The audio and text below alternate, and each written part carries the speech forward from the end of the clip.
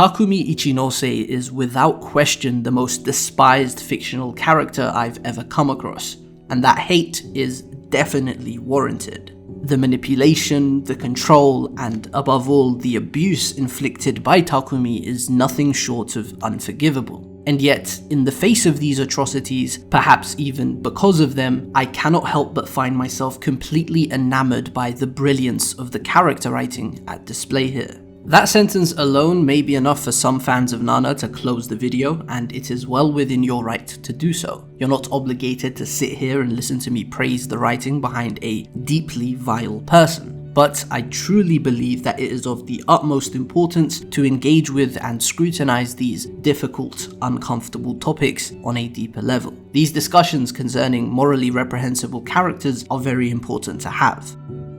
One of the beauties of art and fiction is that it provides a rare space with an absence of any real victims in its depictions of terrible acts. I suppose there is a valid conversation to be had about the effects that these uncomfortable topics may have on the reader when portrayed poorly, and how art at its worst can be oppressive, but in the case of Nana by Yazawa, I don't think that's the case. This is a delicate masterpiece that is written with extraordinary care and sensitivity 99% of the time. Yes, there are a few moments in its over 20 volumes that did give me pause and make me raise my eyebrows, but all in all, this is one of the most brilliant and nuanced depictions of those uncomfortable topics across all the stories I have ever experienced. I would argue that what defines a great villain is not how evil they are on paper, but how deeply they affect the audience. Especially in this day and age, a time saturated with comically evil characters, a time where many people have grown numb and desensitized to them. So when a villain is still capable of evoking those intense emotions, it is often proof of effective writing. If a villain doesn't unsettle the reader, there's probably been a misstep in the writing. We are meant to despise Takumi as a person, that much is clear, but that hatred shouldn't blind us to everything about him. It doesn't mean we should then ignore the cleverness of his character writing simply because we hate him on an individual basis. So, to reiterate before we begin, I am not here to defend Takumi Ichinose the person.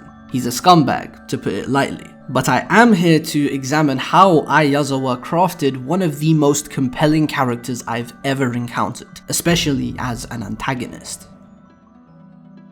Takumi is undeniably a terrible human being. He emotionally manipulates both Hachi and Reira, weaving himself into their lives and pulling all their strings. He cheats on the former while lying to and caging the latter, and his treatment of Hachi in particular is the source of much of the hatred he rightfully receives. If you've experienced the story, I don't have to recount what he did to her, and I don't think I even can without this video being age restricted, which alone should convey just how vile his actions are. But fascinatingly, despite Takumi being despised like no other character, the things he has done are honestly rather common in fiction. So why is the hatred for Takumi so uniquely intense? Why does he inspire a disgust that feels deeper and more visceral than many of his villain contemporaries? What makes Takumi feel so insidious is his realism.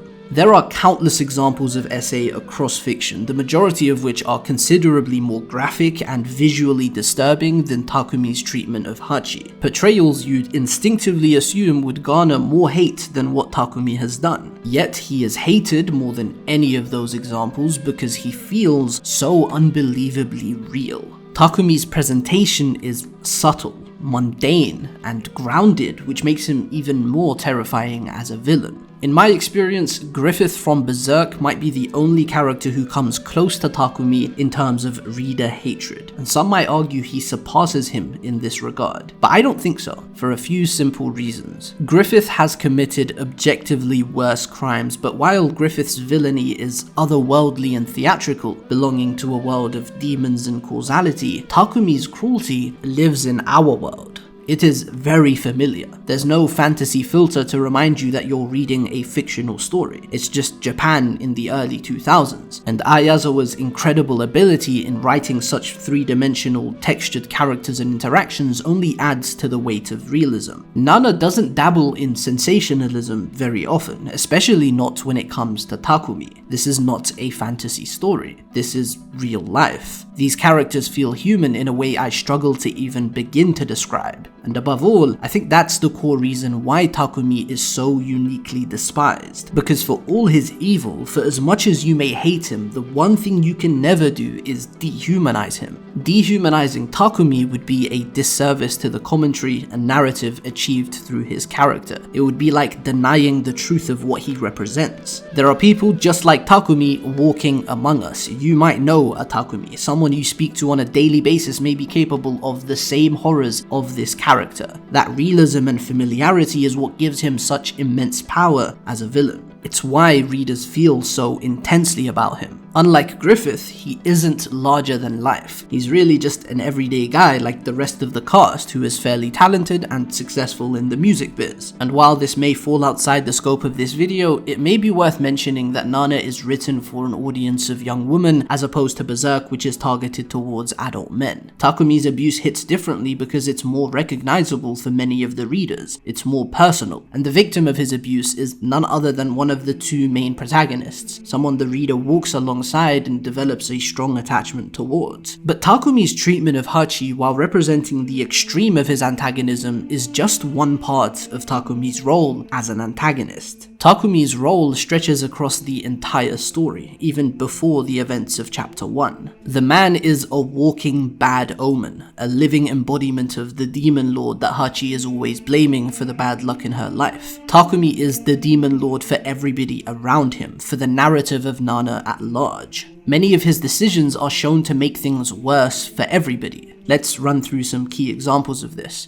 It was Takumi who insisted Ren join Trap Nest even when Ren refused because he wanted to preserve his relationship with Nana. Instead of respecting that, Takumi turns to Yasu and pressures him to convince Ren, who ultimately agrees to leave his hometown, join Trap Nest, move to Tokyo and chase his dream as a guitarist, which broke Ren and Nana's relationship in a way that could never truly be fixed. Takumi also trapped Reira in a nest, the name of their band being a very blatant symbolic reference to this, and he convinced himself that he did this all for her happiness. He isolates her, manipulates her emotions, and refuses to love her back, all while forcing her to stay in his orbit. When Ren began to spiral into drug use, mentally shattered largely because of his fractured relationship with Nana, Takumi actually advised against him going to rehab. This is a drug addiction he is partly to blame for in the first place for insisting Ren join the band and the ripples of that action, with Narita from Trap Nest's record label Cookie being the only person we've actually seen giving drugs to Ren, and he refused to let Ren go simply because the news of rehab leaking could damage Ren and in turn Trap Nest's image and reputation. So instead of rehab, Takumi tasked Reira, a woman who is severely damaged in her own right because of him, with monitoring a drug addict. And this leads to a scandal thanks to the paparazzi that further fractures Ren and Nana's relationship and only serves to exacerbate his drug use. When Ren dies, the single greatest tragedy in the story thus far, the dominoes can all be traced back to Takumi. Ren was driving that night to pick up Reira, who had ran away and refused to sing because of the emotional breakdowns she'd been having for years that Takumi's responsible for, by keeping her chained to Trap Nest and neglecting her one-sided love for him. He allowed these feelings to fester while not only having no intention of reciprocating but actually manipulating them for his own ends. He thinks marrying Hachi will inspire better music from Reira because of her jealousy. He also took Shin away from her, which is one of the few instances where Takumi did the clearly moral thing given the obviously unacceptable nature of their relationship, but this also robbed Reira of her main emotional anchor. Obviously that's incredibly messed up in its own way, but Takumi taking Shin away from her makes Reira spiral even further. While Ren was not actively using drugs on the night of his death, cocaine isn't something you can just stop taking without serious repercussions. The withdrawals likely placed him in a frame of mind that contributed to the crash, with the source of his addiction being something you could trace back to Takumi as outlined earlier. So Ren's death is in large part Takumi's fault, as a final domino in a long chain of consequences with Takumi written all over it. We can go on for hours talking about all the ways Takumi brings harm to those around him, how his decisions ripple out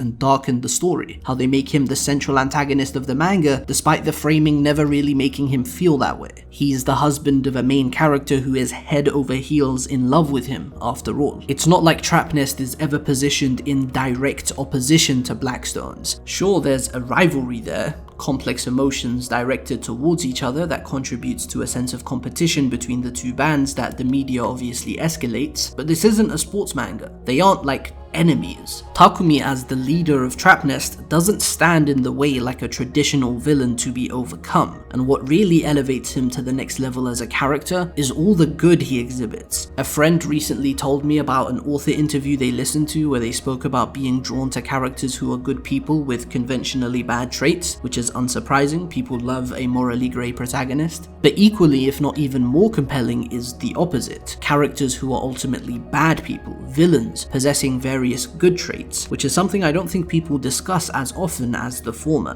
Takumi is one of the clearest examples of a villain I've encountered to be a positive force at times, which feeds back into the first point of the video and makes him feel like that much more of a scumbag, by contrasting the good with the bad. The most challenging thing when dissecting a character like this is that the majority of his actions are incredibly interpretational. So coming to a consensus on whether he's doing something selfishly or selflessly, whether he's being genuine or has an ulterior motive, is a tall task.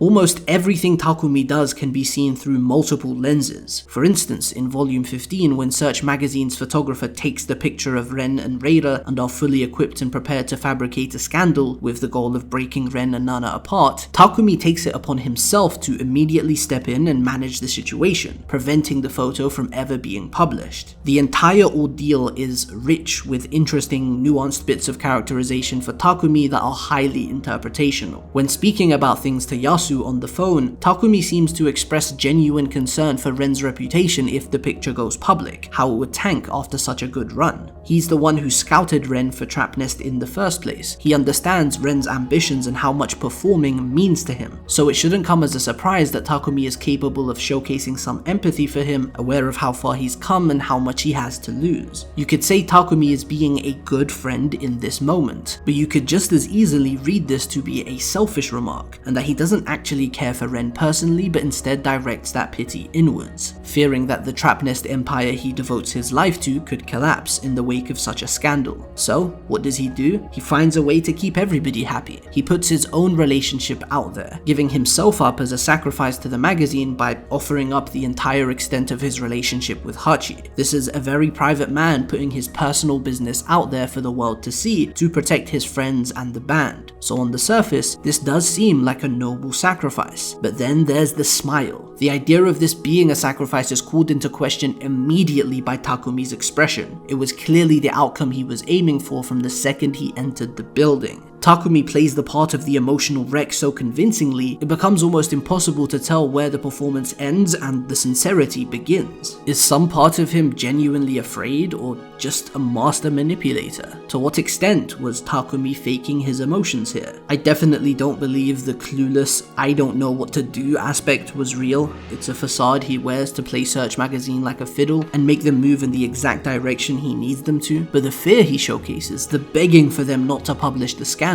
I don't think that's entirely a performance. Takumi is terrified of Trap Nest falling, the one thing in his life that provides him with control and security, the empire he built and revolved his entire being around, the perfect little nest he not only trapped Reira and Ren within, but himself as well. Takumi ascribes all of his worth to this band. It is his reason to exist, the only thing going well in his life that everything else depends upon. So the fear of losing this foundation is a very real thing, and in order to keep the Trap Nest empire thriving, he has to protect the peace of his friend. He has to be thoughtful, empathetic, and a good judge of character, and those same good qualities directly feed into his negative qualities, with his care weaponized as manipulation, and his thoughtfulness eroding into a possessiveness and belief that he has all the right answers. All of this makes it incredibly difficult to wrap your head around the character and come up with concrete interpretations for his actions and behavior. What's going on inside Takumi's head?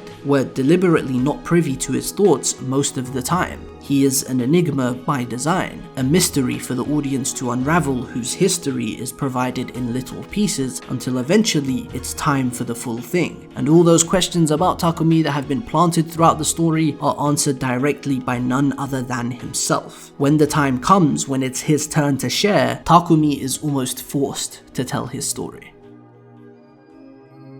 Takumi comes from an incredibly dysfunctional background, a broken home steeped in violence and neglect. With it came a deep-rooted hatred for his abusive father that festered from a young age and silently shaped the course of his life. His mother was sick and bedridden, and his father supposedly dealt with this by becoming a bitter alcoholic who not only neglected his family but lashed out at Takumi physically as well. As a young boy, towards the start of the backstory, Reira is Takumi's single escape. As a foreigner who spoke very little Japanese, she was discriminated against by the locals, and Takumi became friends with her at her mother's request, protecting her from the local bullies. He's chastised by the teachers for beating up the kids who tormented this little girl, and his older self, narrating the story, remarks that even back then, nothing made sense. We're finally seeing where his emotional detachment comes from, how Takumi can be painfully blunt and harsh about things. I actually agree with Hachi's interpretation of him in this one regard. Takumi isn't necessarily mean, rather he lacks tact. He came to learn how messed up people can be at a very young age and is incredibly in touch with his environment. He's hyper aware, taking in everything he experiences and holding onto them as the truth of the world, consciously ascribing value to all of these experiences and intentionally shaping his own worldview based on them from a young age. Where most kids are allowed to grow into themselves, Takumi felt like he had to make himself. He's always been victim to the whims of the adults around him and responds in rebellion. Even at home, he would be hit by his father for no reason, but he doesn't even want to remember his father's face, so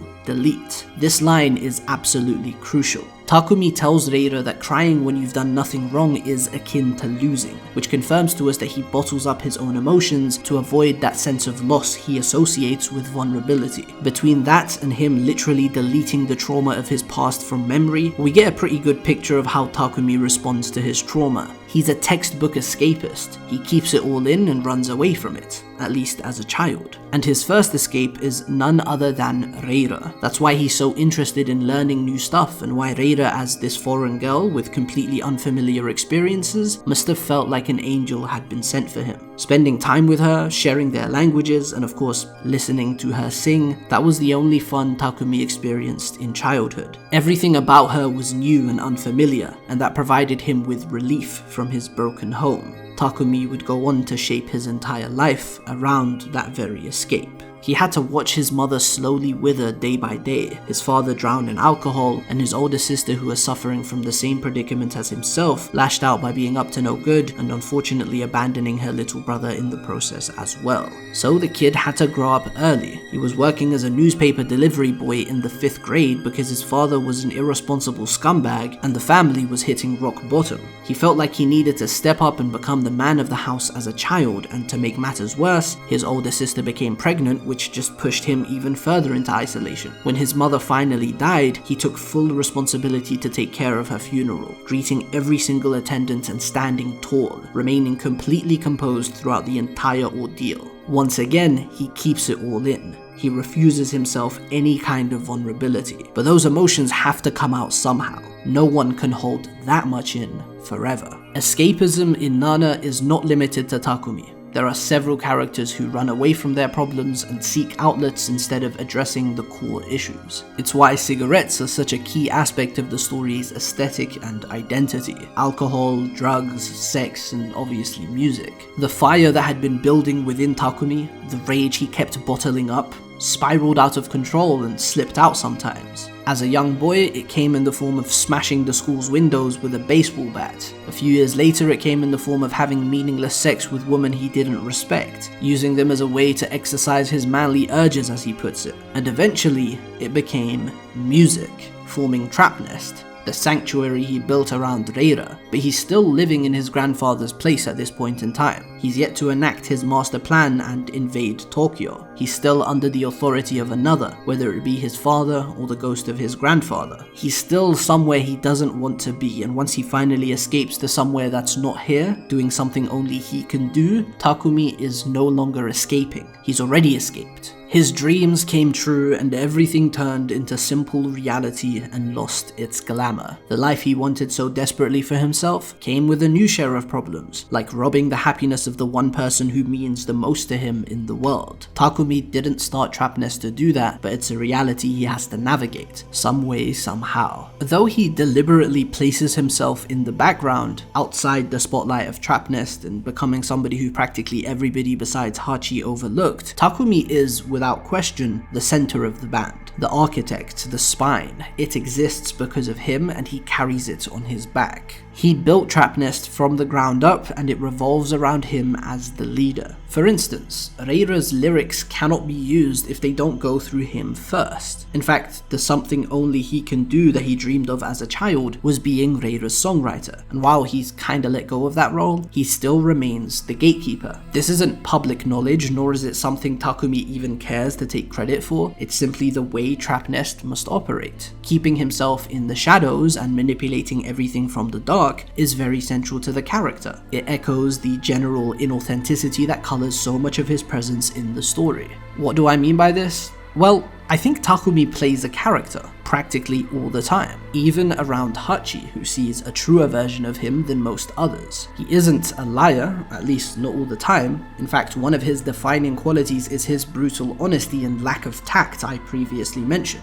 But ever since realizing his dream of finally escaping his hometown, Takumi has not lived authentically. He has imposed an identity upon himself, a role to serve, a character to play. The Emperor of Trapnest, the mastermind who will go to any lengths imaginable to maintain his empire. It's why he cares so much about the image and success of the band, their reputation in the eyes of the public. Even Ren, the superstar of Trapnest, the public face of the band, recognizes this and names Takumi for what he is, the Emperor. All the other members of the band are his soldiers. It's a form of narcissism in many ways. Takumi views Trapnest as an extension of himself and a reflection of his dream, his somewhere not here, and he will manipulate them all with little care for their own agency to maintain this fantasy. And because this performance began in such a crucial stage of Takumi's life, literally as he became an adult, the lines have been blurred. I call it a character he plays because I think it began as a conscious effort to be the person required to maintain the Trapnest empire, but it's also just who Takumi is now. It has become his identity.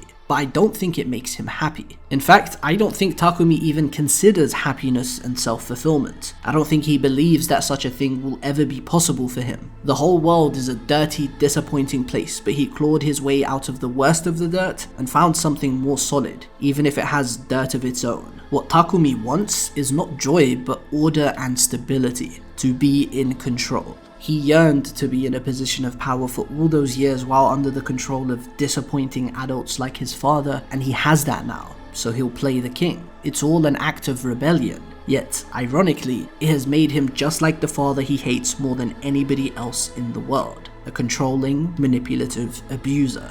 And the worst part, he knows it. I think he's unhappy in this position because Takumi is painfully aware just how much he resembles his father. He says it himself. And that's what's so interesting and disturbing about the character. Because I don't think everything I just said applies to his relationship with Hachi and the marriage he envisions for them. He is just like his dad in the context of Trapnest and how he has imprisoned Reira and Ren, but for the woman he actually abused and essentially manipulated into a relationship, I don't think Takumi views it that way. To be clear, I'm speaking from Takumi's perspective. This is my interpretation on his own thought process and not my external, personal opinion as a reader. For Takumi, it feels like the Trapnest sanctuary revolving around Reira has become distorted over the years and now resembles the broken home he ran away from. That's a fairly straightforward thing that I've already explained, but the next part might surprise you. I think the inverse is true for his relationship with Hachi. The home Takumi had been building on a broken foundation with Hachi was in the process of slowly becoming his true sanctuary, at least until the death of Ren, which transformed Takumi on a fundamental level. Allow me to explain. I think Takumi loves Hachi. I also think he loves Reira. A common interpretation in the Nana fandom is that Takumi has some weird Madonna complex, which is this Freudian concept where some men are essentially incapable of being sexually aroused by the woman they love because they view women in two very rigid categories: the pure Madonna, who they idealize but cannot desire, and the promiscuous who they desire but cannot respect. The core of this complex is a man's inability to differentiate between their love for their mother and their love for their romantic partner, which is why they cannot be aroused by what they perceive as the Madonna. In the fandom, Reira is viewed as Takumi's Madonna, and Hachi, as well as the woman he cheats on her with, are viewed as Takumi's.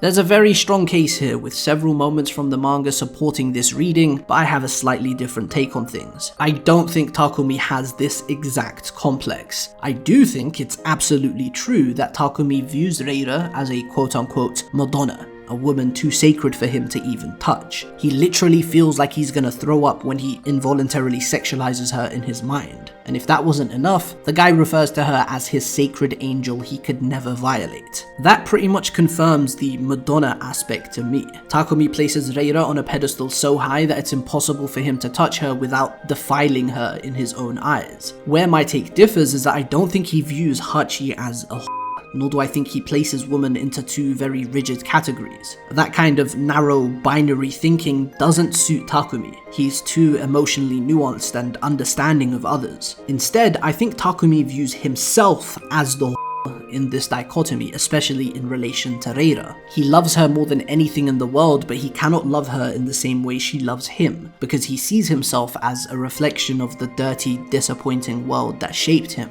He doesn't feel worthy of her. He doesn't want to taint her. It's a special thing unique to Reira and Reira alone. I don't think he would feel this way about any other woman he loved romantically. But while he can't have her, he still needs her, in his own selfish way, to provide that safe place for him to feel a little less dirty. Not clean enough to be with her, but clean enough to live with himself. Because when it comes to Reira and Trap Nest as a whole, the shadow of his father looms over them all. The people he's known since long before Tokyo, since long before he began to play the character we meet in the present day of the story, know the Takumi from before, and their relationship with him has unfortunately warped into one that starkly resembles his own relationship with his dad. And that's where Hachi comes into the picture, because with her, there are no attachments to the childhood Takumi is trying to escape from. Hachi has zero ties to Takumi's past. She is the perfect match for the character Takumi played and became. And that's why I believe he loves her, albeit a very toxic and skewed love. It's not the kind of love you see in the movies. I struggle to believe Takumi is even capable of that kind of emotion, but it is a kind of love,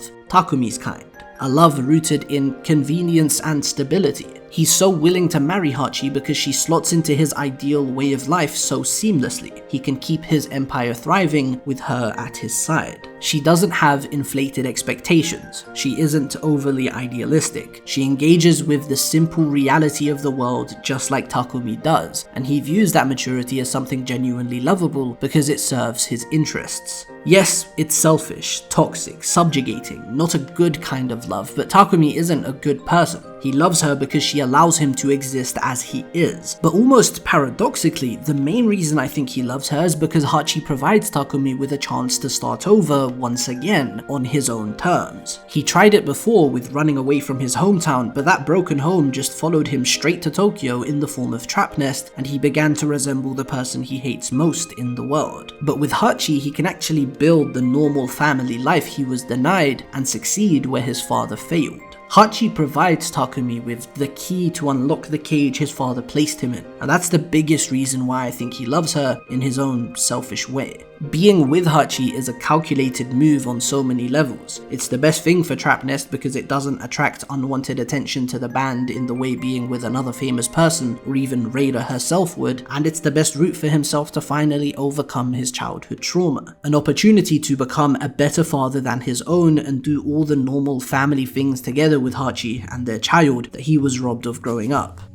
Bringing things back to the original point of the video, Takumi being so easy to hate, I think one of the most disturbing and uncomfortable contributions he makes to the story comes in the form of what might be my favorite dynamic, the one he shares with Nana Osaki. For it to be my favorite with such little on-screen interaction may come as a surprise, but the two characters make up so much of the story's structure. I find it so genius how they exist as twin pillars with each half of the cast revolving around their magnetic existence. They also also share a surprising number of similarities while being incredibly different on a fundamental level. I struggled deciding whether this comparison was even worth including in the video because I know it's something a lot of people will not like to hear. Takumi is a scumbag everybody hates, and Nana is loved by all. She is definitely a very flawed individual, but she is not even remotely comparable to Takumi in that regard. I'm not here to equate them morally, that would be ridiculous. But they're still very similar, and that's an interpretation that is widely supported by the text, so I hope you'll hear me out. Takumi and Nana are two people whose childhood trauma serve as the driving force of their characters. Takumi remembers his father's face but tries to consciously delete it from memory. Nana, on the other hand, literally cannot remember what her mother looked like, and so she romanticizes her. She clings to an imagined memory, her mother running away from her in red high heels on the snowy day she abandoned her. While Takumi's trauma is something he's very conscious of and actively wrestles with, tries to run away from, Nana's trauma is buried much deeper. It's so ingrained in her very being that she isn't really aware of it a lot of the time, and that results in a disconnect from reality time and time again. And this can be extrapolated onto their self-awareness and general behavior. The main thing that sets Takumi and Nana apart is that just like how Takumi is fully aware of his past and trauma, he's also very aware of his own behaviors and tendencies. He wears it all with pride, whereas Nana is still figuring things out. She's learning and is constantly shown reflecting on her negative aspects, like her possessiveness and selfishness. She is not comfortable with these things in the same way Takumi is, and that's what sets them apart. They are fundamentally very different in how they responded to their trauma and carry themselves through life. But despite those differences, they showcase similar behaviors and are very deliberately paralleled in the story. This is something that is much bigger than just Nana and Takumi, and actually applies to both bands, or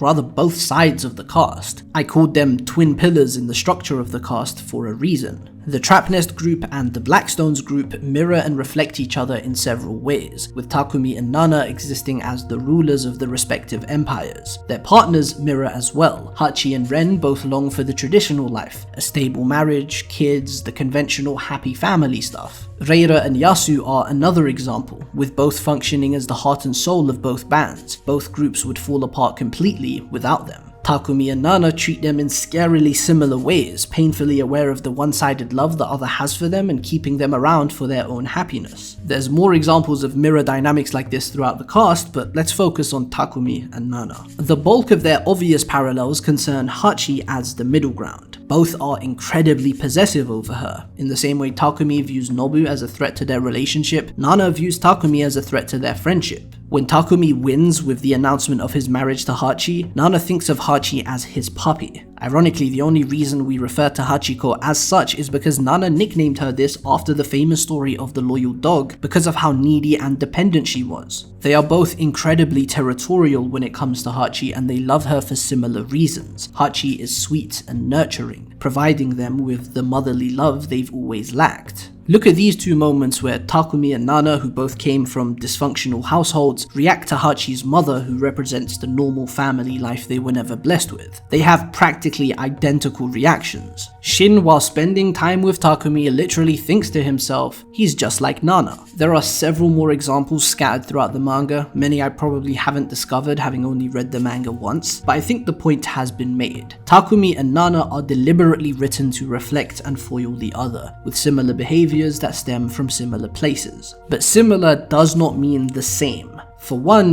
Nana has done nothing even remotely comparable to Takumi's abuse. While Nana may stumble, she wants to be better. Takumi has completely surrendered to his pain and deliberately uses it as a weapon. He is happy to be hated, while Nana has never been comfortable with being perceived in that way. She is cognizant of her flaws and wants to fix them, while Takumi has surrendered himself to the dirt of the world and adds on to the pile for his own benefit. Takumi is more of a narcissist with psychopathic tendencies, somebody who's too far gone, while Nana is mentally ill and needs urgent help, and through their dynamic we see just how slippery that slope can be. I love the character of Takumi Ichinose. I love to hate him. I cannot stop reading whenever he's on screen. He's an absolutely terrific presence with one of the most complex, fascinating psychologies I've ever encountered. But really, that goes for most of the characters in Nana. They're all absolutely terrific. I find it so hard to talk about this story in a comprehensive way because every character is so three-dimensional and layered. I struggle discussing them the same way I'd struggle to describe a real living person, one you've known for years but don't fully understand. Everything in this story is just so unbelievably dense and granular. You can talk about every little scene, every little line for hours, and that's especially true for Takumi. We never really get to live inside his head. He has the least inner monologue out of all the main characters by far, making his presentation so enthralling yet evasive. This was a very difficult video to write. So much of the analysis relied on subtext, reading between the lines. So much in this story is intentionally vague and interpretational, and because of that, I'm certain many of you will disagree with a lot of my readings. Hell, I'm probably gonna disagree with myself when I reread the manga, and that's a wonderful thing. So please feel free to disagree in the comments down below. I want to hear all of your thoughts and better understand my own. This is a story that quite literally inserts the reader in one of its most thematically significant moments and asks for their opinion. What do you think? Yazawa is not going to give any answers whether the story remains on perpetual hiatus or actually returns and gets completed someday. Nana is just not that kind of story. You have to decide for yourself who these characters are and what they deserve. Thank you very much for watching, and I'll see you in the next one.